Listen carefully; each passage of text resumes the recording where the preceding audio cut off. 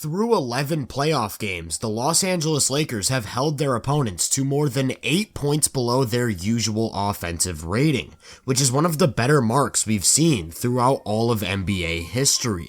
And while they've got some great pieces like Jared Vanderbilt, Dennis Schroeder, and LeBron James, among many others who play their roles well, it's all pulled together by their anchor, Anthony Davis.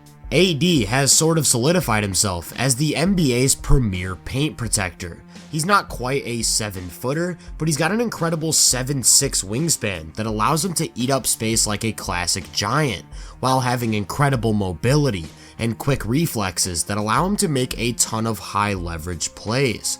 He starts this possession matched up with Draymond at the top of the key, and sags off as he's not much of a threat to shoot. Klay shoots backdoor, leaving Austin Reeves on the perimeter, but Davis is agile enough to slide down to the basket and save a layup. This time in semi-transition, he comes up near the level of a screen to not give Klay space to shoot, while Draymond slips behind. AD actually leaves his feet with Klay to contest a potential floater before swiveling in mid-air for a second jump that wipes away a dump-off. This is all made possible by how well he moves horizontally. Tillman appears to have an angle to the cup, but is quickly cut off, only for Davis to then absorb contact and leap while off balance to alter the finish attempt. He's a great vertical presence off of 2 feet like this, often timing up jumps with a left, then right step to load up and attack the ball at its apex. Watch as AD patiently holds his position as Brooks starts his drive, before taking those 2 steps and making contact with the ball while it's above the square to wipe it off the glass. Here's the exact same thing. As Brooks gets the step, it feels like Davis isn't in proper position to get a good contest, and the ball is already being released as he leaves the floor, yet he's still able to get a hand on it. This one's just devastating. Again from the opposite block, he patiently waits so that he can time up his 2 steps, and by the time Aldama thinks he has a layup, that ball is getting sent to the baseline with power.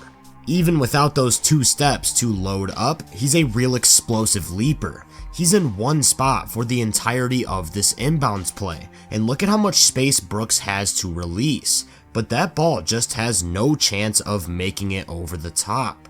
This time it's a pin down screen for Steph Curry that gets him the step on his man, and a free paint touch, putting AD in a 2-on-1 situation. He first backpedals to take away the pass, so Steph goes for a floater, before leaving the floor to send that away.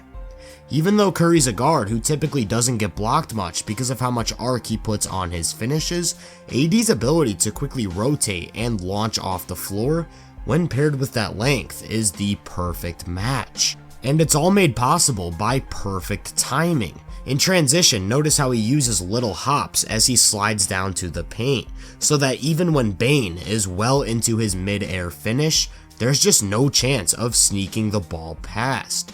He's amazing at targeting the ball with his hands. Again in transition, he's moving in the complete opposite direction and swipes at the ball on a gather, yet still is able to reach back and block a layup.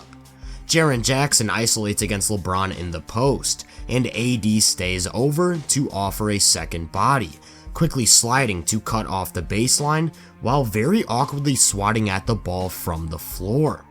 He can do this from behind as well, sliding down from the corner as Ja gets into his attack and perfectly placing his hand on top of the ball without fouling, to just snatch it away entirely. All of these things work together and have helped AD build an all-time great run as a shot blocker. Through 11 games, he's averaging about 3.5 blocks, first in the NBA by a pretty decent margin, and the most of any player with at least 10 games since Dwight Howard back in 2010. It's not just blocking shots where his impact has been felt down low, but also positioning himself to alter them at a high level. At 92 attempts, he's contested more shots within 6 feet of the basket than any other player, and opponents are shooting almost 19% worse than their expected accuracy, which is absolutely ridiculous. In a broken possession, Taurean Prince finds a runway to the basket, but AD slides in front of him before jumping backwards to absorb that contact while attacking the ball with his length. This is something he does quite a bit, allowing offensive players to initiate contact while still protecting the rim without fouling. When Ja takes off, he goes straight for AD's body to get a call, but he remains 100% vertical to take away the finish while not forcing a play on the ball. As Jaren attacks off the catch, he drops the shoulder into AD's chest, who just takes that bump and quickly gets back into proper guarding position to not give up that little push shot. He's incredibly disciplined. Steph tries to make him bite with those slow, exaggerated steps as he gathers, but Davis just patiently waits for his chance to strike. This time Moody drives baseline and slams the brakes for an up fake, but AD doesn't fall for it and wipes away the second attempt.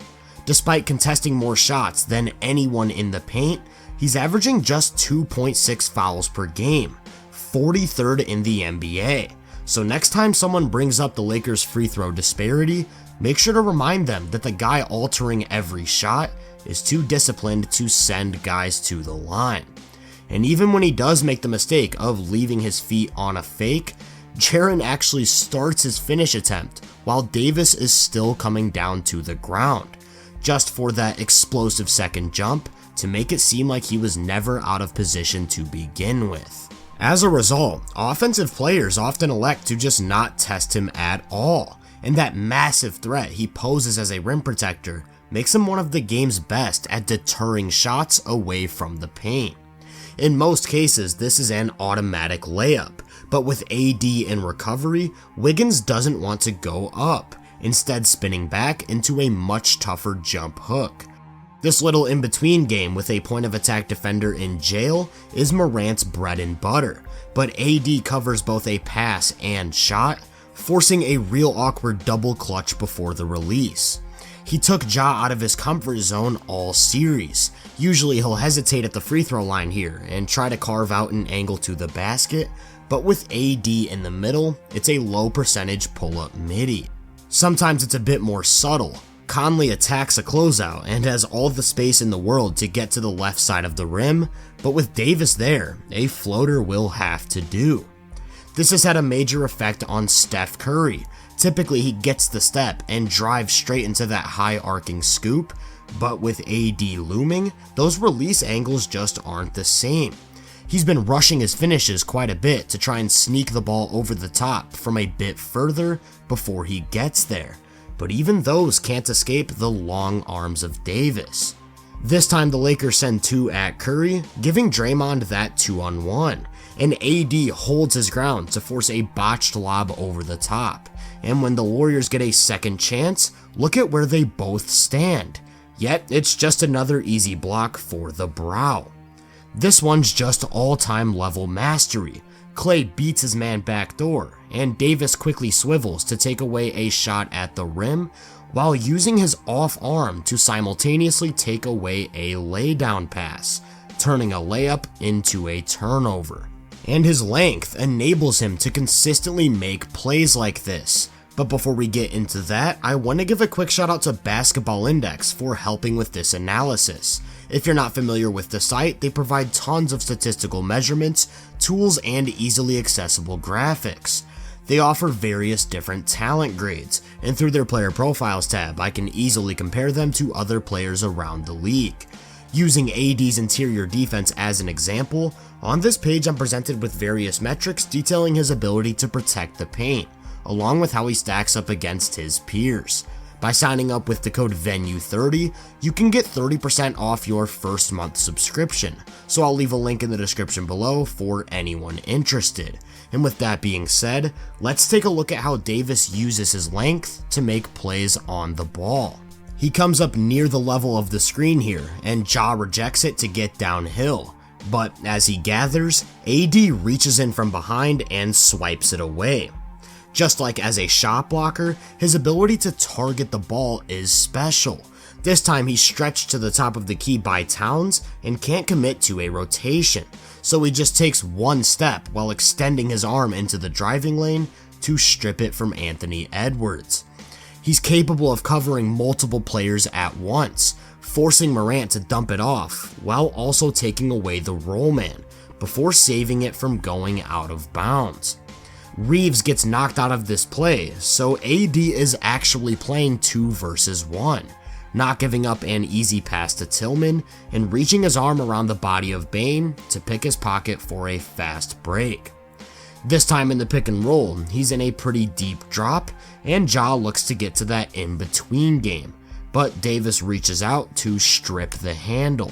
It's not just his length making these plays, but also lightning quick hands. Poole beats his man off the dribble and draws a contest from AD, thinks he has a basic dump-off pass, but the left hand is still covering that lane. This is a read Klay Thompson has made a countless amount of times in his career, drawing 2 to the ball and bouncing it to a slipping screener, but Davis can take away both the 3 and the pass.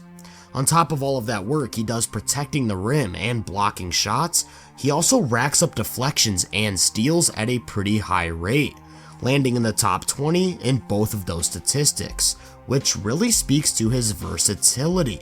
And that versatility makes him the game's best pick and roll defender, who's capable of executing any coverage you can think of. He comes up to the level of the screen in a high drop, and holds his position while making himself wide to take away the pocket pass, allowing his guard to recover and force a tough triple. This time it's Klay who he jumps out at to take away a routine pull-up 3 before quickly retreating to the paint, which results in an extremely awkward finishing angle. On this one, Steph hesitates before turning the corner on a drive, which AD shadows the whole way, forcing him to probe back outside of the lane for a much more difficult floater from the baseline. And here's the exact same thing once more, seamlessly sticking with Steph as he changes directions and probes every which way across the paint, only to emphatically erase a reverse layup. Of course he can execute the deeper drop coverage as well, not letting Bane step into a pull-up jumper while having the agility to stay with him as he hunts for an angle under the basket. And this time getting real low to stick with Ja as he snakes the screen for a step back jumper that gets pretty heavily contested. Of course, when needed, he can switch across the board. Most ball handlers get the matchup with a 5 and look to get to that speed advantage attacking the cup, but Bane instead decides to just pull up from near the logo. Morant is arguably the toughest player in the league to stay in front of, but Davis doesn't bite on the initial hesitation, swivels his hips back and forth like an agile guard to not give up a driving lane, and still remains in position to smother a mid-range jumper. Then there's that soon-to-be iconic closing possession against Steph Curry, bringing aggressive ball pressure as he just smothers him with that length, while again changing directions multiple times like an elite point of attack defender to not give up any breathing room on the real tough one-legged midi. And on the second chance, when the ball gets moved back out to him, he doesn't even try the big, stepping back into a 30-footer that ultimately would decide the fate of this game. Mobile gifts like this, at that size, don't even come once in a generation, and they really pop out when looking at some of the rotations and closeouts he's capable of making. Reeves isn't ready for a flare screen, with Davis rotating down towards the nail, but as soon as that pass is made, he's recovering to the 3-point line for a great contest.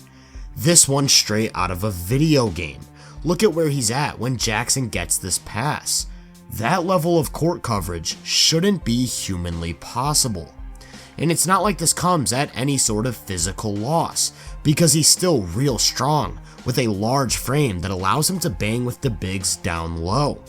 Tillman seals post position in the restricted area, but AD moves him a couple steps out to get the entry pass, while absolutely smothering a post hook with that length and closing the possession with a defensive rebound. That's a big deal because a missed shot only results in possession of the ball if you close with a rebound, and he's even done this better than anyone, averaging over 11 defensive boards a game in these playoffs, while no other player is even touching double digits. He picks up Steph Curry on the perimeter and runs him baseline into a fall-away jumper, before rotating down to keep Looney off the offensive glass. Looney absolutely destroyed Sacramento in round 1 with his offensive rebounding, but AD's made sure to always locate and put a body on him to keep him honest. Here's that length again playing a factor as he reaches into the shooting pocket of Wiggins, and watch as he immediately slides back down to Looney, who's waiting for that second opportunity to block him out and secure possession. This time he's forced to contest a deep Steph pull-up out on the perimeter, and Golden State crashes to grab a second opportunity. So this time when a shot goes up, Davis books it to the paint for a ridiculous one-handed snag. Even boxing out doesn't always keep him from closing the possession. Tillman has him on his back all the way at the elbow, but that's light work for AD as he just works his way to the block before leaping at the ball.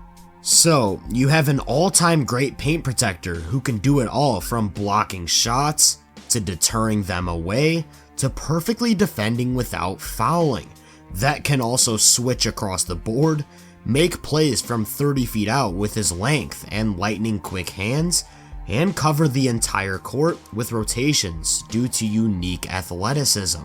And to top it all off, he's also an elite defensive rebounder who will always close the defensive possessions, making him the ultimate anchor to this elite Los Angeles playoff defense, and in my opinion, the best defender in the NBA. If you enjoyed this breakdown, make sure to drop a like, subscribe, and turn my post notifications on to be first on more content.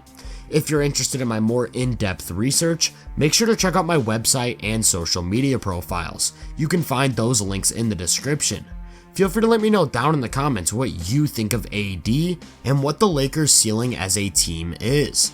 As always, I hope you all have a great day, and I'll catch you guys in the next one.